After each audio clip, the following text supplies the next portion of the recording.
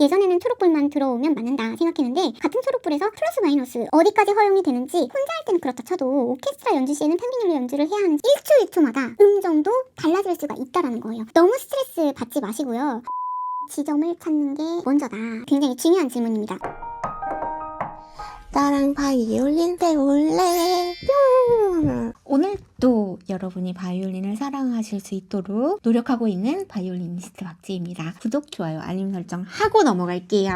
자, 지난번에 제가 평균율과 순정률에 대해서 말씀을 드렸는데 너무 좀 내용이 어렵다고 생각돼서 우리 편집자도 이거 누가 이해해요? 그러면서 그거 편집하는데 정말 오래 걸렸거든요. 근데 의외로 많은 분들이 관심을 가져주시더라고요. 그래서 역시 우리 메타바이올린의 구독자분 수준이란? 막 하면서 그봐 막 이러면서 제가 편집자한테 그랬어요. 우리 구독자분들 너무 수준이 높다고 막 우리 메타바이올린을 다르다고 막. 그래서 오늘은 그 평균율과 순정률 영상에 대한 AS 서비스 편으로 가지고 와봤습니다. 왜냐면 여러 댓글이 달렸어요. 그 중에 뭐 논쟁을 펼치기도 하는 댓글도 있었고, 왜냐면 번역이 잘못됐다 한국으로 가져올 때 뭐 이런 것도 있었지만, 또 약간 음정이라는 피아노와는 다른 거죠. 현악기만이 갖고 있는 그 고충, 그만큼 고민하는 사람이 많구나라는 걸 느꼈습니다. 근데 이제 댓글 중에요, 오해의 여지가 있는 것 같아서 한번 가지고 와봤습니다.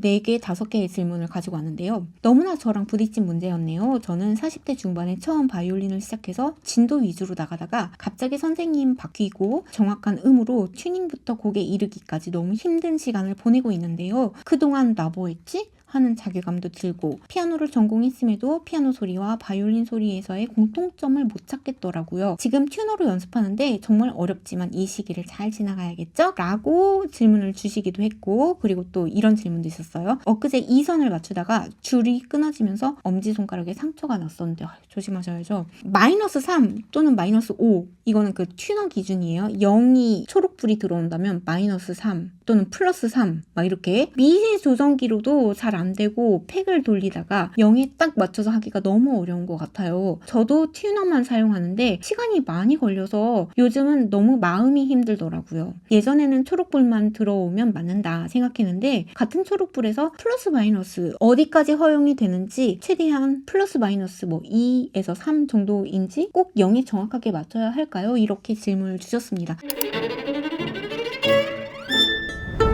이런 비슷한 내용이 많았어요. 그래서 저도 지난번에 주파수 그걸 보여드리기 위해서 여기 튜너를 켜놓고 녹화를 했는데 0에 딱 고정되게 있는 게 아니에요. 우리는 건반 악기가 아니잖아요. 한번 땡 해서 마찰 음으로 인해서 소리가 울려 퍼지는 게 아니라, 다시 말씀드리지만 소리를 자아내는 현악기를 연주하고 있는 사람들입니다. 그래서 현악기의 매력 포인트이자 힘든 고충 포인트가 바로 정말 시시각각 이 위치, 활의 각도, 그리고 1초마다 소리가 변할 수가 있다라는 게 매력 포인트이자 고충점이기도 한 거죠. 그건 다시 말해서 1초 1초마다 음정도 달라질 수가 있다라는 거예요. 그래서 튜너의 0, 이게 사실은 완벽한 음정은 또 아니거든요. 왜냐면 그래서 우리가 평균율과 순정률에 대해서 이야기를 한 건데, 상황에 맞는 조율이 필요합니다. 그리고 우리는 어디까지나 음정이란 거를 이해하고 배우기 위해서 튜너라는 도구를 사용을 하는 거지, 튜너에 의해서 우리가 연주가 돼서는 안 된다는 이야기도 꼭 드리고 싶었어요. 그러니까 미세 조정기인 파인 튜너로도 작은 움직임에 굉장히 민감하게 반응하겠죠? 근데 초록불이 떠도 미세하게 음은 계속 흔들릴 수가 있어요. 왜냐면 현악기이기 때문에. 하지만 너무 정확히 맞추려다 보면은 이 조리개로 계속 움직이잖아요. 그러면 아무래도 아주 팽창된 상태로 계속 브릿지 부분을 긁게 돼 있어요. 현이 브릿지 부분을 조일 때마다 조금씩 긁거든요. 그러니까 대부분 현이 고장날 때 이 현 주변으로 철사가 이렇게 감싸 있는데 그게 철사가 끊어져 가지고 이렇게 벌어지는 걸 보신 적이 있을 거예요. 그만큼 줄을 조이거나 내리거나 할 때 우리 눈에는 보이지 않지만 현은 조금씩 낡아지는 거거든요. 그래서 아마 아까 미선 끊어졌다는 것도 계속 조율하다 보니까 그렇게 된 것 같아요. 그러니까 조심하셔야 되는데, 중요한 거, 튜너에서 플러스 마이너스 2, 3센트, 센트라고 하는데요. 그 센트 내외면 충분히 정확한 겁니다. 구독, 좋아요, 알림 설정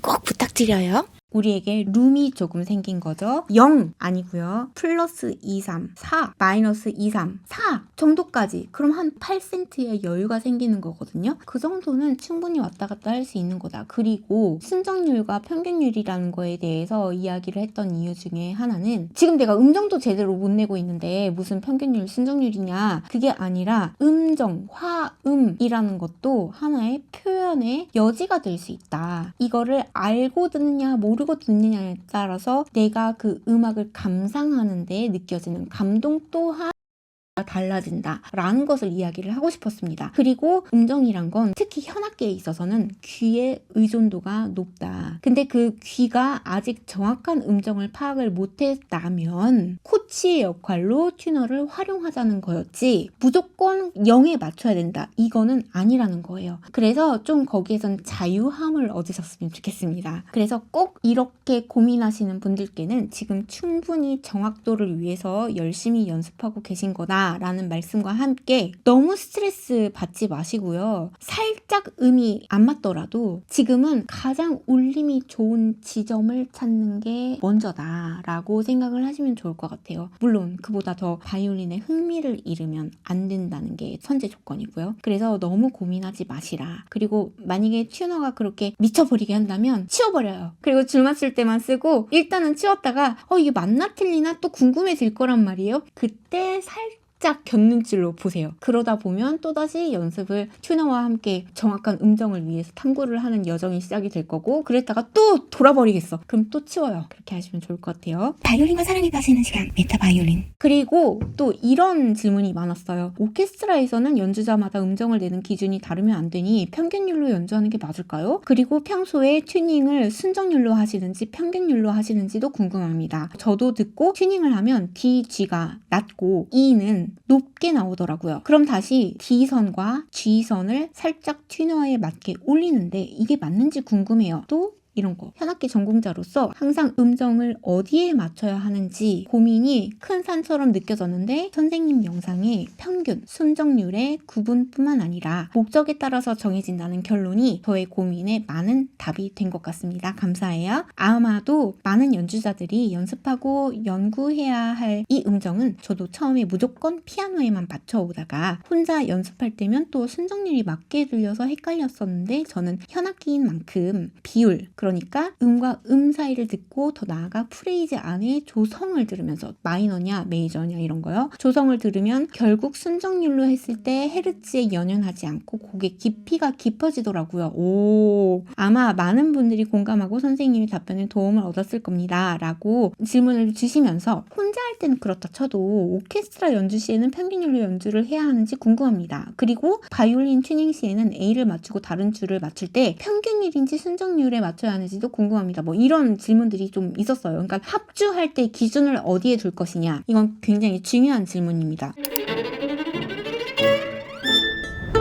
일단 오케스트라에서는 기본적으로 A에 튜닝을 하죠. 그 다음에는 모든 음을 평균율로 맞추진 않습니다. 왜냐? 악기별로 튜닝을 하는 과정이 다르잖아요. 예를 들어 오보에 같은 경우는 라 해서 튜너에 맞춰요. 근데 바이올린 같은 경우는 그 오보의 소리를 귀로 듣고 전달받아서 라를 맞춥니다. 그리고 나서 또 귀로 듣고 또 순정률인 거죠. 순정률로 라와 레와 솔 이렇게 겹음으로 해서 맞추게 되는 거예요. 근데 그게 나만 그렇게 맞추고 나머지는 전부 다 튜너로 맞춘다 라고 하면 이야기가 달라지겠지만 다행스럽게도 100명의 오케스트라 단원 중에 아주 대다수를 차지하는 현악 전공자들은 적어도 평생을 귀에 의존해서 순정률적인 사원인 거죠. 그렇게 해서 맞춘 상태로 연주를 합니다. 그렇기 때문에 모든 사람이 그렇게 연주를 한다면 이게 암암리의 하나의 룰처럼 되어 있는 거고 모든 사람이 같은 조건에서 귀에 들을 때 맞는 음으로 연주를 한다는 거예요. 그리고 그렇게 했을 때 비로소 오케스트라의 가장 중요한 점은 뭐냐? 화합 맞된, 잘 어우러진 소리를 얼마나 내느냐 이거잖아요. 그래서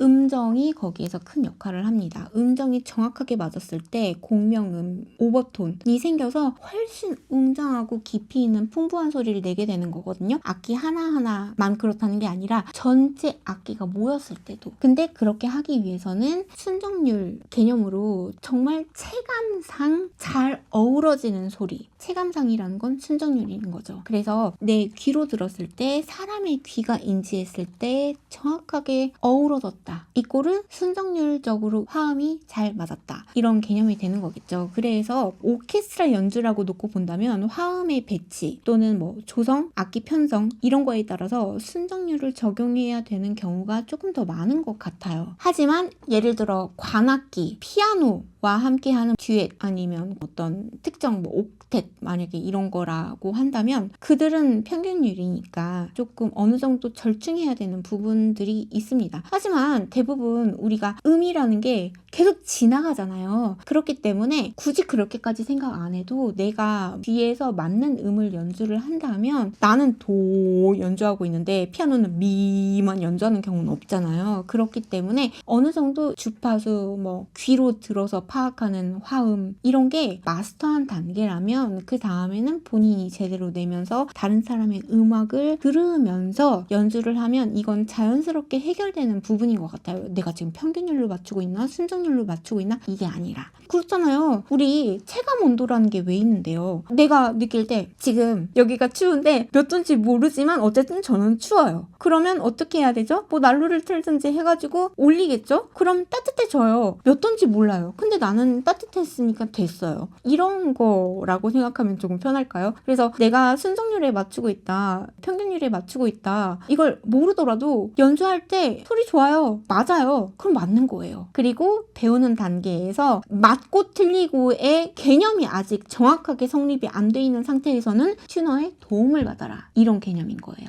오늘 또 좋은 질문 남겨주셔서 덕분에 저도 더 공부하고 나눌 수 있었던 것 같습니다. 그래서 또 중요한 내용이나 궁금한 내용 있으면 언제든지 알려주세요. 그리고 구독, 좋아요, 알림 설정도 꼭 좀 부탁드립니다. 큰 힘이 되고 있습니다. 뾰로롱! 이번 영상도 마음에 들으셨다면 여러분의 구독과 좋아요 그리고 따뜻한 댓글까지 남겨주고 가주시면 정말 큰 힘이 됩니다. If you enjoyed this video, please don't forget to subscribe and like. And if you leave a comment, it would be huge support to me. Thank you so much.